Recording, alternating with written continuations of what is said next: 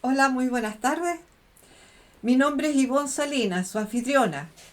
Estamos con nuestro profesor Nivaldo Carvajal, de esta Escuela de Análisis Descriptivo, Escuela de Sabiduría. Hola, Nivaldo.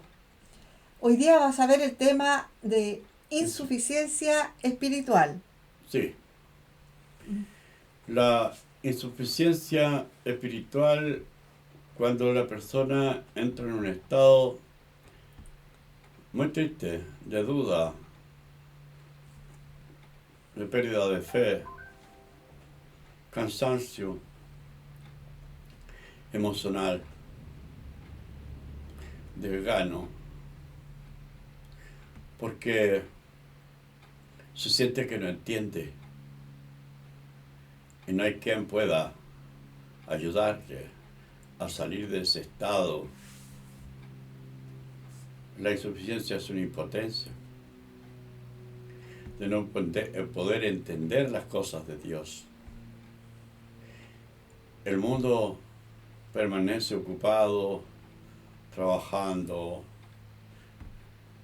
en su familia, en su trabajo, y los pastores o los sacerdotes le hablan a las personas en general, que el que está en ese estado se siente mal. ¿Por qué? Siente un estado de dolor, vacío interior o desconexión de creencia y propósito de vida, caracterizado por apatía, duda, culpa, aislamiento y cansancio extremo que nos alivia con el descanso físico, porque es un cansancio interior.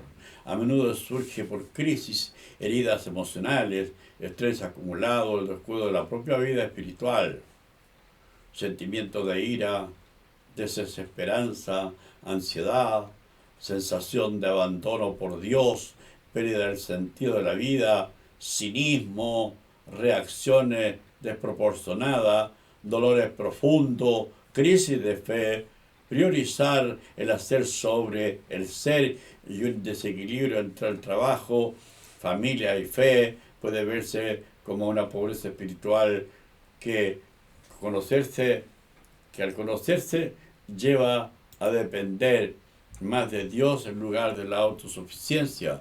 La Biblia sugiere que en momentos de debilidad el Espíritu Santo intercede por la persona. Se recomienda el descanso, la reconexión con la fe, la oración, buscar apoyo, evitar el aislamiento. En resumen, no se trata de falta de amor a Dios o fe, sino del agotamiento acumulado por las experiencias dolorosas que lleva a la necesidad de renovar la conexión espiritual. De eso habla la insuficiencia espiritual. A Claro, veces nos sentimos así. Yo a los 15 años me sentía incapaz de poder entender la Biblia. La leía de los 7 años. Por 8 años aprendí la Biblia, los libros más importantes, no los históricos, sino los libros proféticos. Leía el Génesis, a Isaías, Ezequiel, y le preguntaba a los que realmente predicaban, maestros, enseñanzas, sacerdotes, pastores, le enseñaba que en el Génesis Dios hizo el sol, la luna y la estrella y se olvidó de los planetas. ¿Acaso no existían o fueron creados después? Me decían una respuesta que no me dejaba conforme. eh, que no era necesario. Le da más importancia a la palabra de Dios que a los detalles. No daba detalles Dios de su creación. ¿Y a ti qué te dijeron? estaba pensando que eso es bastante frecuente. Sí. que a mucha gente le sucede. Le sucede a todos los cristianos cuando sí. están recién comenzando. Se sienten abrumados porque les Sí. enseñan y ellos no entienden. Sí, No son explícitos. Hablan en forma general. Hablan del pecado, de la injusticia, de Dios, pero no abarcan temas importantes. no. Porque cuando dice el Génesis que en el principio, está hablando de Moisés y la creación del santuario. Creó Dios los cielos son los sacerdotes, y la tierra, el santuario, que tiene 3 partes, el atrio, el santo y el santísimo. Todo lo que va en 3 se le llama tierra. El tercer planeta desde el Sol tiene más agua que tierra. Pero le dicen la Tierra, porque es el tercer planeta. Al Orión, las 3 estrellas del cinturón del Orión se le llama la Tierra. ¿Por qué? 1, 2, 3. Al número 3 es tierra. Que el hombre está hecho de tierra, cabeza, tronco y extremidades. De 3. Espíritu, alma y cuerpo es tierra. No dice polvo. Pero sin embargo, cuando habla del polvo de la tierra, habla de la gente que sale de Egipto por mano de Moisés y por obra de Dios. De Egipto se le llama la tierra. De Egipto tiene el Alto Egipto, Medio Egipto y el Bajo Egipto. Tiene las 3 pirámides que también le llaman la tierra, porque son 3. Y es en el libro de Job, que donde dice: Él extiende el norte sobre vacío, cuelga la tierra sobre nada. Está hablando de las 3 estrellas del cinturón de Orión, le llaman la tierra. Entonces, cuando las personas no entienden que en el principio creó Dios los cielos y la tierra estaba asolada y vacía. Eso fue 1000 años después de Moisés. Cuando fueron a parar a Babilonia, el santuario de la tierra estaba desordenado y vacía. No había nadie ahí, en Jerusalén. Estaban en Babilonia, los pobres habían sido llevados a otra parte. 70 años. ¿Por qué? Porque Génesis 6 dice: y se arrepintió Dios de haber hecho al hombre y le dolió en su corazón. Está mal escrito eso. Y le dolió a Samuel haber puesto reyes, y le dolió en su corazón. Digo que serían raídos el día que serían llevados a Babilonia. Nunca más habría reyes. ¿Qué lloraba? Porque Saúl había sido desechado en primera de Samuel 16. ¿No es Samuel el que llora? Sí. Samuel lloraba y Jehová se arrepentía de haber puesto a Saúl por rey. ¿No dice eso? Sí, eso dice. ¿Hasta cuándo lloras a Saúl habiéndolo yo desechado para que no sea rey? Anda a la casa de Isaí y úngeme a uno de sus hijos por rey. Y me ungirás al que yo te dijere. Pasaron 7 hijos de Isaí y ninguno era. Y dice: ¿te quedan? ¿Son todos estos tus hijos?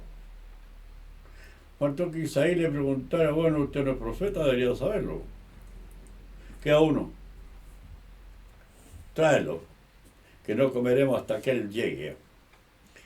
Y lo envían a buscar. Y viene y aparece David, un joven hermoso, rubio, de ojos claros, de buen parecer. Y ustedes se preguntarán por qué Isaí lo tenía cuidando una oveja y a sus hijos los tenía en su mesa, en una celebración como esa. ¿No lo consideraba su hijo? No. Todos sus hijos se parecían a él menos David. Se parecía al rey Saúl. Un rubio, de ojos claros, y parecía al patito feo dentro de los patos. Y cuando creció el patito feo era un cisne. Cuando creció David era un rey. Imagínense la sorpresa para su hermano y el propio Isaí. Isaí borró a Judith, su esposa de la Biblia. Como un escriba y era un erudito en caligrafía, la borró. Porque le había sido infiel. Y el objeto de esa infidelidad estaba en el campo cuidando unas ovejas que si el lobo o el oso le hacía el favor, lo eliminaba. Entonces no le pareció bien que Samuel venía a su casa y le preguntó, ¿es tu venida de paz o venía a revolver el gallinero? ¿Cierto? Cierto. ¿Qué le pasó a Isaí? Estaba en un estado de insuficiencia espiritual, no lo soportaba. Era un hombre famoso con 7 hijos y 2 hijas, la hermana de David. Y el rey Saúl procuraba matarlo. No quería que sus hijos supieran que tenía una hija fuera del matrimonio. Nadie lo cuenta, pero el Espíritu Santo sí lo cuenta, y sí lo confiesa, y sí lo dice. El amor que tenía por Saúl, David, era natural. Lo amaba mucho, porque era el ungido de Dios, que había ungido Samuel por rey. Ya llevaba muchos años de rey. Nació David. Y me costaba entender por qué la madre de David no aparecía por ninguna parte. Es como si hubiese muerto ella. Yo siempre he tenido una predilección por las madres, que los seres más abnegados por las criaturas que dan a luz, sus hijos. Que son capaces de hacer cualquier cosa para que sus hijos vivan. Son capaces de morir ella. ¿Cómo sufriría Judith, la madre de David? La hermana Salvia, la hermana mayor, fue como una madre para él. Pero, como era un erudito Isaí, el ángel Gabriel lo mandó a Samuel a ungir a uno de sus hijos, porque sabía perfectamente lo que había hecho Saúl. Hasta que reconociera que David era su hijo. Eso quería el ángel. Lo puso en dificultades. Y eso era un secreto a voces que solo algunos llegaron a conocer. No todos. Pero estamos hablando de esa decadencia espiritual, esa insuficiencia espiritual, que no alcanza la fe para ser suficiente. Muy poquita fe cuando se pierde. Y se pierde por emociones fuertes, por sufrimiento. Y eso era muy frecuente en aquel tiempo. Porque mismo Uría, uno de los guardaespaldas de David, sabía que el profeta Natán amaba a la esposa Betsabé de él. Y ella también estaba enamorada del profeta falso. Y David no lo sabía. Y le tendieron una trampa a David. Entre los dos, entre Betsabé y Natán.